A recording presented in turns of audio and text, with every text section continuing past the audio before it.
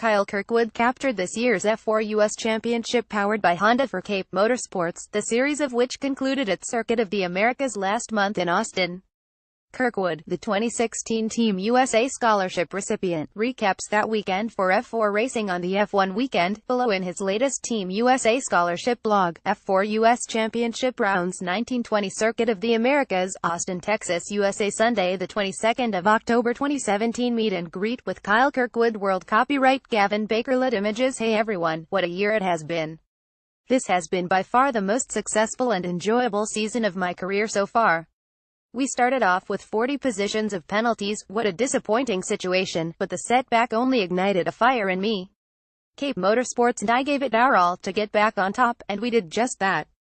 We came back to sweep 2 consecutive weekends, take 9 wins, 15 podiums and 9 poles throughout the season. One really couldn't have asked for more. The F4 U.S. Championship powered by Honda drivers have been so fortunate to run in support of amazing series, including IMSA, NASCAR, Trans Am, World Endurance Championship and even Formula One. It has been incredible to say the least. My favorite race weekend was this past one at the Circuit of the Americas Formula One United States Grand Prix. It was actually my first time at an F1 event and it really blew me away. There were so many amazing opportunities and I stayed very busy the entire weekend. As soon as I arrived at the track Thursday, I could feel the magnitude of the event from the thousands of fans and hospitalities scattered throughout the giant COTA facility. I instantly made my way to the F1 paddock to view the cars. Seeing them on TV doesn't do them any justice.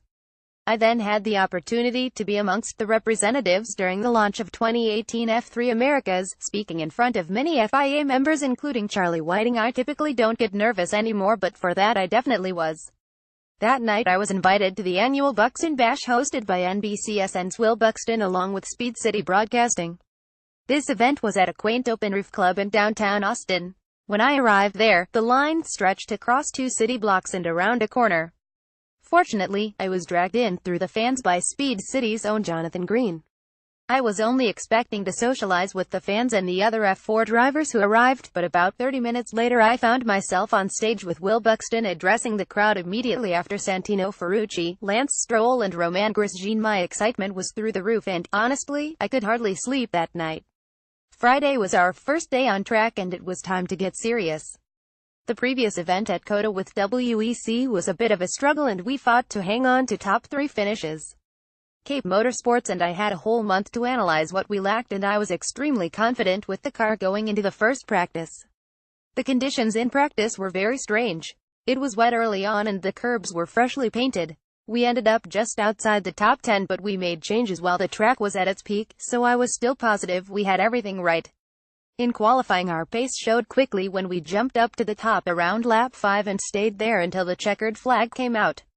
F4 U.S. Championship Rounds 1920 Circuit of the Americas, Austin, Texas, USA. Sunday, the 22nd of October 2017. Kyle Kirkwood winner, Dakota Dickerson second and Skylar Robinson third on the podium after round 20. World copyright Gavin Bakerlet Images. Starting on the pole for race 1, I could feel the energy from all the fans on the grid. I looked left to see Charlie Whiting, Zach Brown and Michael Andretti standing trackside with myself on the massive TV screens all around the track. This was an extremely nerve-wracking moment, but as soon as the lights came on I was back in the zone. I got the jump and held the lead for over half the race. I fought off Benjamin Pedersen, who nearly swept the last event at WEC, for many laps, but he snuck around the outside of me on the back straight with about 5 laps to go. I finished the race in P2. Luckily for us, a huge cold front came through bringing rain to create uneven track conditions for race 2.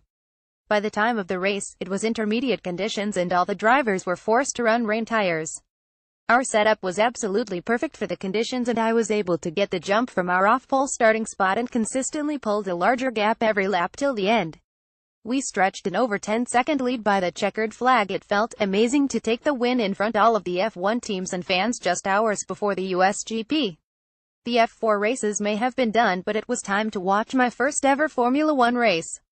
I stood in turn 5 for the start and the noise coming from the crowds in turn 1 and across the track were louder than the actual cars. To add to my incredible weekend, about halfway through the race I walked down to the paddock to meet with the Speed City crew and they gave me the chance to announce the last few laps over the track audio, so about 200,000 people were hearing my input on the track and strategies from a driver's perspective. I actually announced Max Verstappen's last lap pass on Kimi Räikkönen for third. What a weekend to cap off the year. Huge thank you Cape Motorsports, for sticks, bell helmets, Team USA scholarship, safe as fast, and my family, because none of this would be possible if it wasn't for all of them.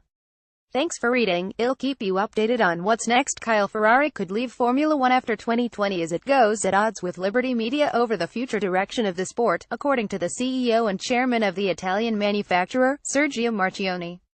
Liberty Media completed its takeover of F1 in January and is pushing to make changes to grow the sport and make it more appealing to fans, with a rebalancing of how income is distributed to teams being mooted to try and create a more even playing field, as well as revising the engine regulations for the 2021 season. Ferrari is F1's most recognizable brand, having raced ever since the formation of the World Championship in 1950, amassing a record 227 race wins, 16 Constructors' Championships and 15 Drivers' titles over 68 seasons.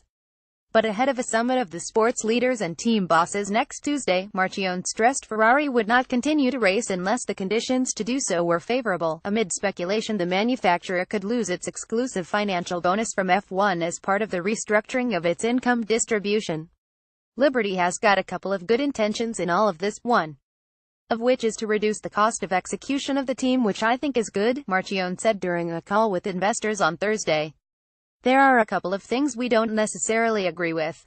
The fact that we now appear to be at odds in terms of the strategic development of this thing, and we see the sport in 2021 taking on a different air, is going to force some decisions on the part of Ferrari. I understand that Liberty may have taken this into account in coming up with their views, but I think it needs to be absolutely clear that unless we find a set of circumstances the results of which are beneficial to the maintenance of the brand, and the marketplace, and to the strengthening of the unique position for Ferrari, Ferrari will not play. And that's got a whole lot of implications, apart from the cost relief from the structure of Ferrari, which is not inconsequential. But it does open up a whole lot of alternatives about what Ferrari could be doing with itself going forward and beyond that date, 2021. I don't want to prejudge any of this. We're walking into this meeting next Tuesday with the best of intentions. We'll see where it takes us. What I do know is that it is part of our DNA since the day we were born. It's not as though we can define ourselves differently. But if we change the sandbox to the point where it becomes an unrecognizable sandbox, I don't want to play anymore.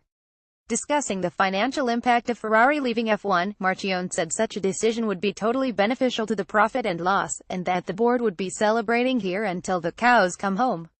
When asked how he would feel about being the CEO that took Ferrari out of F1, Marchionne said like $1 million because I'd be working on an alternative strategy to try and replace it. A more rational one, too. I'm attending this meeting on strategy because it's important and it matters a lot to this business. The financial implications of the wrong choice for the moment going forward are pretty significant to Ferrari. Ferrari is currently committed to race in F1 until the end of 2020 under the Concord Agreement, the commercial contract between the teams and the sports bosses, that was drawn up in 2013, 3 years prior to Liberty's takeover. Follow at Luke Smith 1.